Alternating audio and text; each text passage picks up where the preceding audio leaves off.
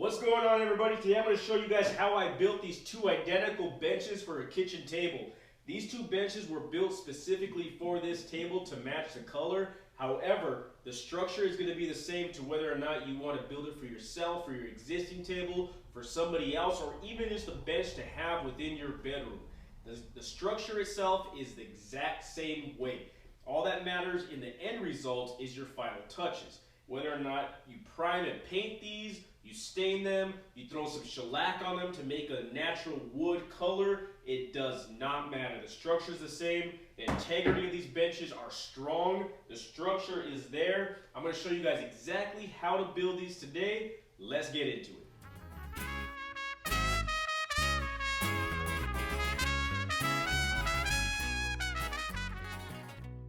Alright guys, so the first thing we want to do is make the legs. This is the very first step to making any bench, is the legs, because the bench depends on how wide or how long these legs are going to be. So I'm going to cut these down to about 17 inches rough. I'm not going to go exactly at 17. I want to go a little bit beyond 17 just so I have enough play when I want to make my 5-degree cuts on both ends. The next step is flattening out these boards. We're going to mill these boards, so we need to have one flat face and one flat edge. And the way to do this is using the joiner. So we want to run this board on the joiner on the flat side to get it so that it's going to be parallel within the planer. Then we want to run one edge so that we can run that against the table saw. Once we have all the boards flattened on one face and one edge, we can go ahead and use the planer to flatten out the opposite side. This is what's going to create the parallel side for the part of the board that has yet to be cut or milled. So I'm assuming by now, if you have a planer, you know how to use it based on the manual. It depends on the model that you purchase, however the process is the same. You want to place the face of the board that you jointed on the joiner on the base portion of the planer to create a parallel top. So now we have three sides of the board done. We have one side still to go. We have the top, the bottom, and one edge completed on the board. The final step to milling a board is to place the side that you used against the joiner against the fence of a table saw. And that way we can rip it down and we can make one parallel side to the edge that's against the fence. This is what's going to create a perfect board all the way around.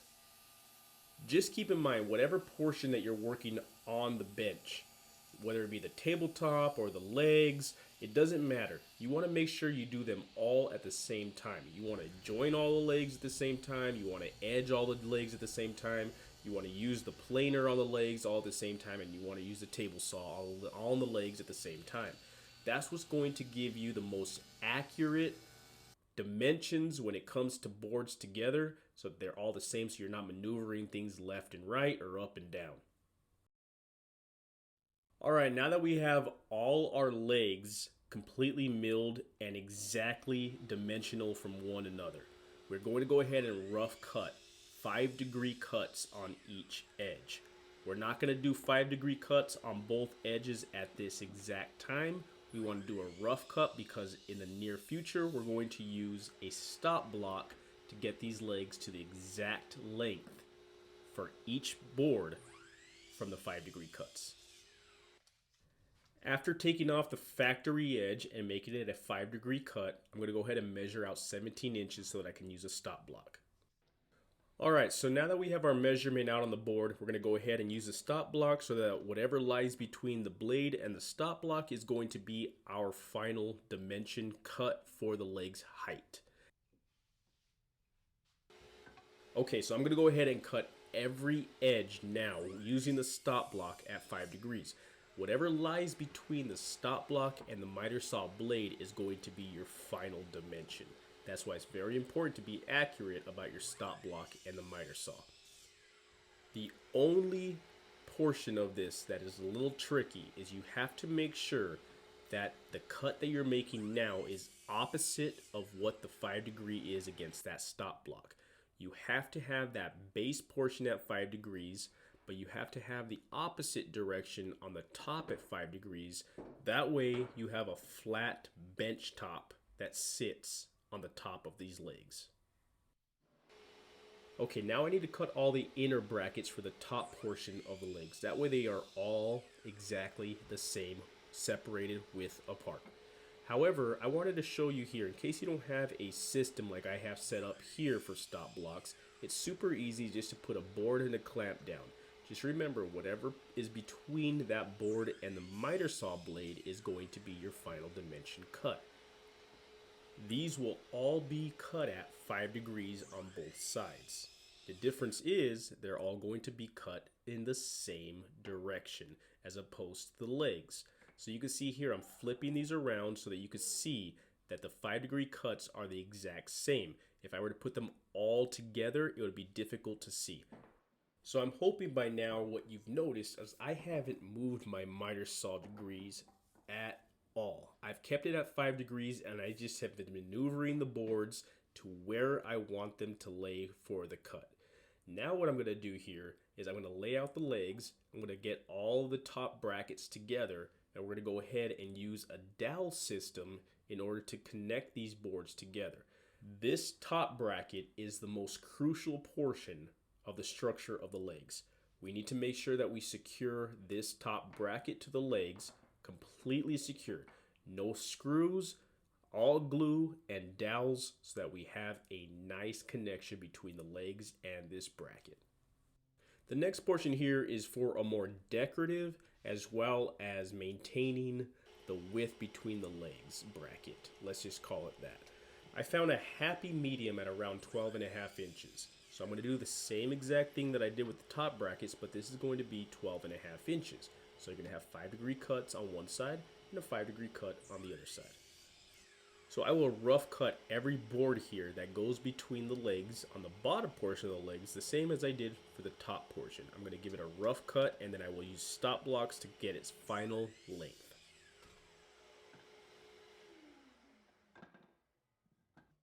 The next step I'm going to take is using what's called a dowel max. A dowel max is a system that you can purchase online and it is an amazing tool. I have been using the dowel max for many years now. You have to get used to it, you have to understand the tool, and once you do, this system itself is almost perfect. I can't even describe how it works. But if you need to use it, you want to get onto the YouTube videos or the instructional videos on how to actually use this system. It works great once you learn how to use it. It is a dowel system strictly, and that is it. But it gives precision just how you need to make your final products. So as you can see here, I'm using a dowel on one side of the bracket as well as the other side, as well as the legs. That way the dowels can sit within those boards and the structure comes together as one piece of wood.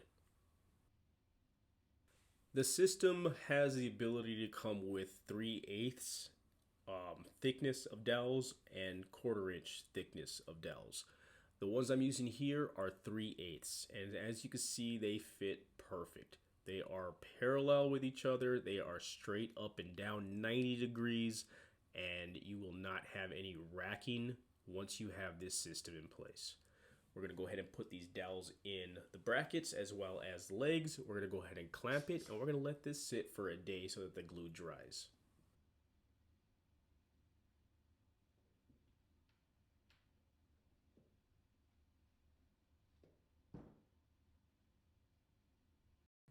The next day I came back and I went ahead and removed all the clamps from the legs from what we glued up with the top brackets. Although they appear to be identical to each other, there may be some discrepancy in regards to how wide the legs are. The top portion is secure on top. However, we still need to put this bottom bracket on. The bottom bracket is what's going to bring the legs together exactly on the width from one leg to the other. So I'm going to go ahead and place one bracket and see where it fits in nice and snug. And where that marking lays, I'm going to mark that on my square so that no matter which bracket that lies between the legs, if it is a little loose or snug, as soon as I pull them together, they're going to fit right where the marking's at. This avoids having to use any sort of additional measuring devices, whether it be a tape measure or a level. This is going to give you the most accurate results, and you're going to see in the end. So just for an example here, you can see this one does not fit as snug as the first one. However, the measurements are right on. So once I pull these together and I clamp them with glue, they're going to be right in place. So at this point, I have all my clamps preset. They are not tight, but they are ready to be placed on and tightened just a little bit so that I can start clamping them down. I'm using wood glue, and that is it. I'm not using dowels or screws or any other fasteners for these bottom legs. It is decorative only, and it's to bring the legs together so that they are all exactly identical with each other.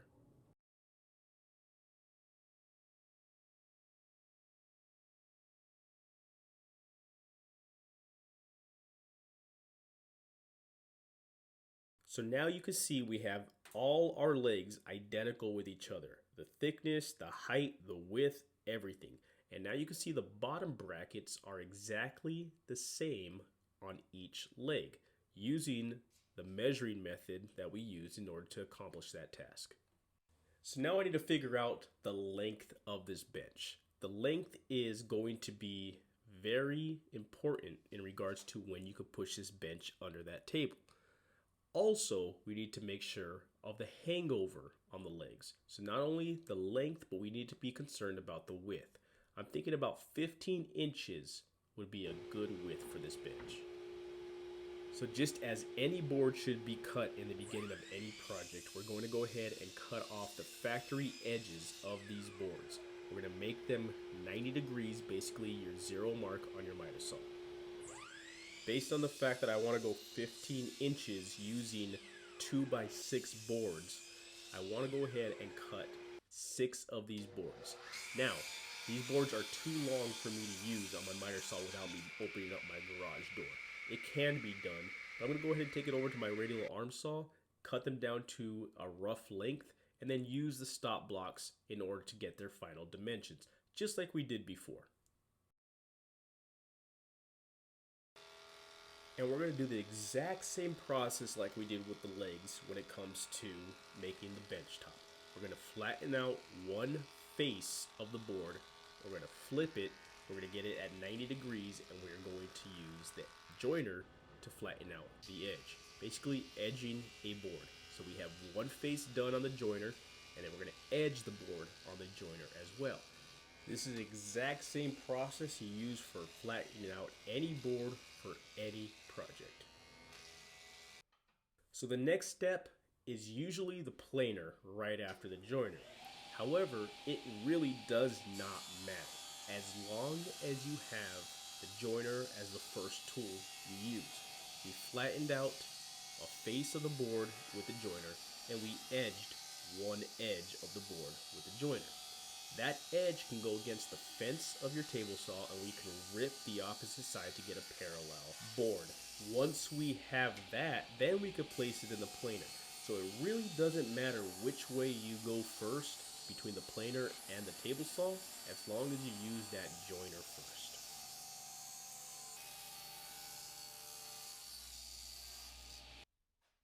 So now I'll go ahead and set my fence to the final dimension of 5 inches. I'll flip the board that I originally used against the joiner to get a nice crisp table saw cut. This is what's going to give me my thickness of each board at 5 inches. And we have one final step into milling these boards. Like I said, you could use the planer first rather than the table saw, or you could use the table saw rather than the planer, as long as you use that joiner first. We're going to go ahead and flatten out the top portion of these boards so they are parallel with the side that we used against the joiner, and we're going to come out with our final thickness so that each board is dimensioned identical to each other. Okay, so this next step is not necessary. It is not a requirement to making bench tops. However, I like to make sure that my bench tops will never move in the future. So what I'm going to go ahead and do is I'm going to mark out somewhat portioned out lines within the boards to be able to use dowels between the seams. You can use just glue, but I'm going to use dowels. Not only does adding some sort of fastener add structure to the bench tops, it's going to give the ability to have a nice flat top once they are all glued together. If you do this right and you have the exact measurements, whether or not you're using dominoes, biscuits, or dowels, you're going to have a nice flat top in the end because they're all going to seam together based on the fact that we've already milled all the boards to the exact same thickness.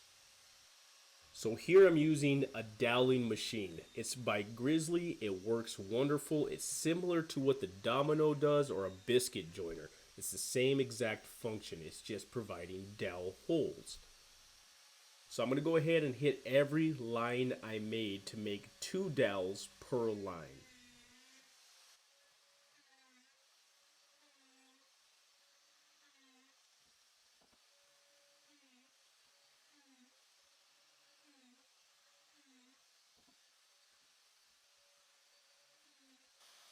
And here's just a close-up view of how the machine works. We're going to go ahead and line up where we made the markings with the speed square.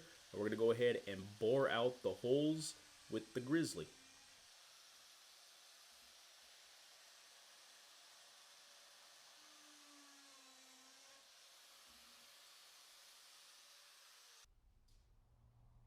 So we're going to go ahead and start by placing glue into the dowel holes of the inner board. The holes that we made on this inner board are the only places the dowels need to be inserted in. Once I finish putting the dowels on this side, I'm going to flip the board, place them on the other side, and then I'm going to go ahead and put glue on all the holes as well as the seam of the boards that are on the outside so that they can all fit together. I do not need to put dowels in each hole. These dowels will fit into the holes that are empty once I put glue in.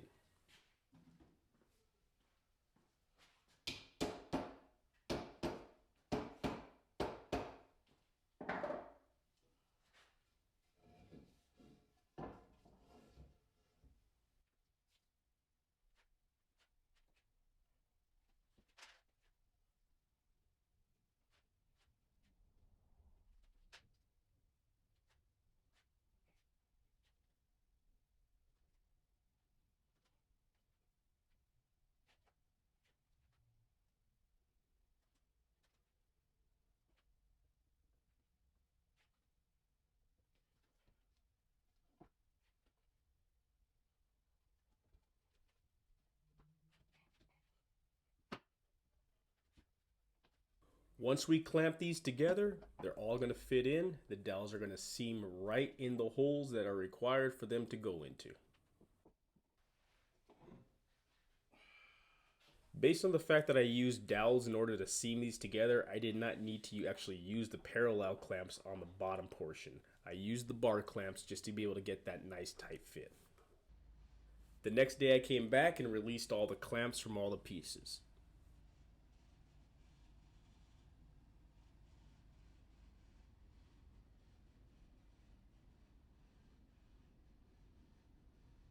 So now I need to make my bracket that goes from leg to leg. I need to get the width of my legs in order to be able to put that into the equation.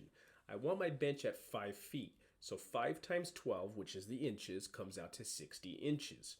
60 inches minus 6.5, which is the width of both legs together, comes out to 53.5 inches.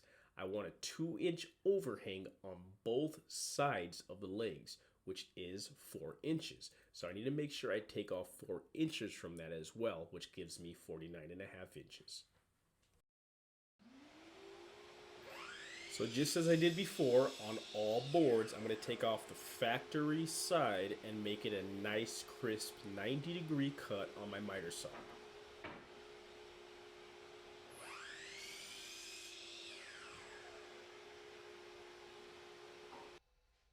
And just as before, based on the fact that I don't want to open my garage door, I'm going to go ahead and rough cut these down so that they're usable on the miter saw bench. After planing the legs down and flattening them out, they're a little bit thinner than the 2x2s I'm going to use. So I need to make sure that I rip these down to size. a couple pocket holes on each side of the brackets. That way it avoids actually having to clamp. So I found the easiest way to do this is to turn your bench legs upside down in order to install your brackets. That way the brackets and the benches are on the exact same level surface, so that when you flip it in the correct manner, both surfaces on top are exactly flat. Just make sure you get yourself in the most awkward position that you possibly can and screw in that screw. I'm going to do the same for all legs, all sides, the same process, glue and a pocket hole screw. That's all we're going to do, and that's what we're going to get in order to make sure that these things glue up without having to use clamps.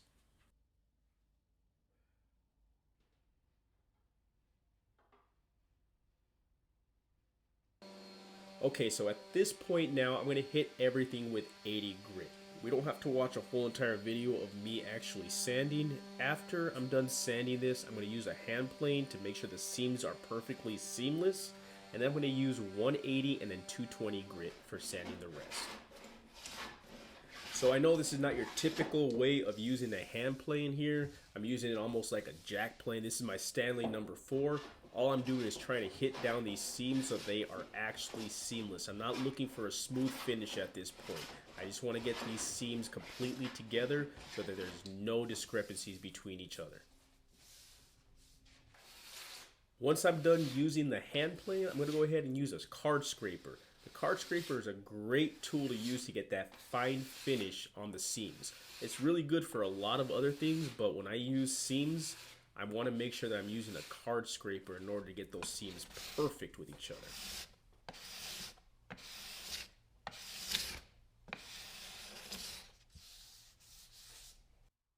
Okay, the next step is edging the bench top. Now this could be done in a couple different ways.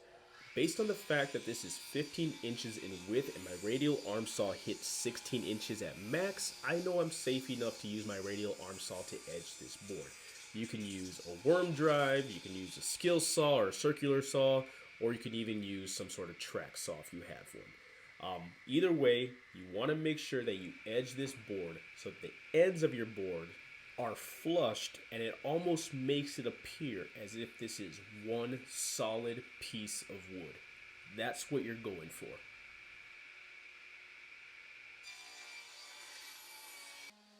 Alright, so now we're getting into the final touches of these benches. We're going to go ahead and sand all of these down using 180, and we're going to jump up to 220 to make them nice and smooth. We want to make sure we do this prior to either painting or staining these. Alright, so we're going to use the screws that I had on hand here. We're going to go ahead and pilot hole on the bottom portion of each bracket so that we have the ability for that screw to go through and into the bottom portion of the bench top. Now this is a thin pilot hole, thin drill bit that I'm using. However, you have the ability to use a countersink bit if you want. Based on the fact that I'm going to go ahead and make my own countersinks using a specific size drill bit that matches the head of my screw, I'm not going to use a countersink bit. I'm going to go ahead and use the thin pilot hole bit and then make another hole within that pilot hole about halfway through the thickness of the wood. Just enough for the head of the screw to go through, in, and connect with the base portion of the bench top. And just a little bit of hand sanding to take care of all the splintering. If your shop doesn't look like mine after a project, either one, you haven't worked hard enough, or two, you have a horrible dust collection when it comes to your table saw. Okay, so this could have been finished in multiple ways. However, the homeowners wanted this to be stained in the walnut color. So this is a special walnut 224 that I'm using specifically in order to stain the board. I'm going to stain this on the bottom only on each bench top. The bottom of the bench tops first, prior to me actually staining the rest of it, including the legs. Now, when I say this can be done multiple ways, you could have primered and painted this thing. You could have stained it multiple different colors. You could have just added shellac and made it a natural pine color. There are so many different ways that you can actually finish this. The structure itself is what you wanted to build. The finished touch is up to you. So here's the reason as to why I stained only the bottom, because I want to maneuver the legs around to make sure that they are exactly equal on each side end to end. I would have done the same exact thing had I primed and painted this bench if I did it two different colors. I would have primed and painted the top portion, and I would have primed and painted the leg portion. And then I would have put them together. But based on the fact that this is going to be stained all the exact same color, I want to make sure I stain the bottom so that that is completely done and I hadn't missed a spot.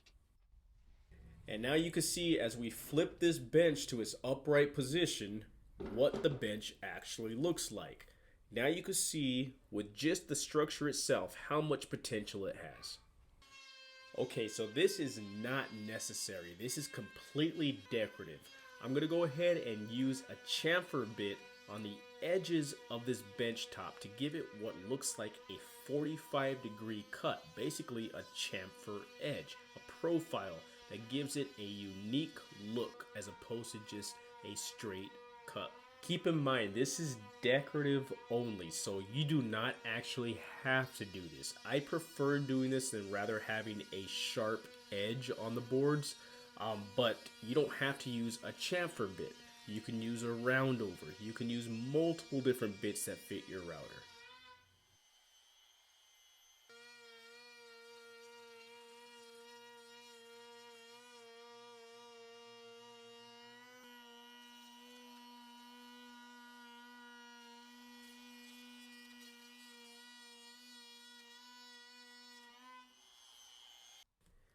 And here is just a closer view of what we had accomplished with the router bit using a chamfer bit.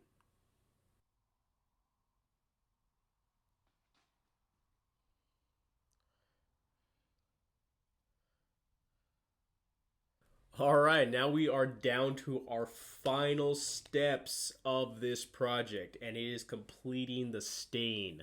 We're going to go ahead and use a rag and stain the remainder of the bench using our walnut, the special 224. That is what we are using. We're going to complete the entire bench with this stain. Once I am done completing the staining process, I'm going to let it dry for about 2 hours, and I'm going to come back and hit it with some polyurethane. This is wipe-on polyurethane. It does not matter to whether or not you use the wipe-on polyurethane or the spray can polyurethane. So my camera died from this last clip, so I had to use my phone. I've learned a couple things from this last clip. One, my camera sucks that I have to actually record the entire video, because look at this picture quality as opposed to what I was using during the whole entire project. So it seems like I need to go ahead and update my camera equipment. But now you can see what the final results are, and at a better quality. So I'm glad that this actually happened, so you're not just using the camera view that I was using prior to this, and now you can see the final results with an actual camera that gives good quality video. Anyways guys, I appreciate you sticking by for the video. If you made it this far, I hope that this helped you out in order to figure out how to build benches. The process is not that hard, it's actually quite easy. And as you can see, if you follow these steps, you'll have lifelong benches from here on out. Take care.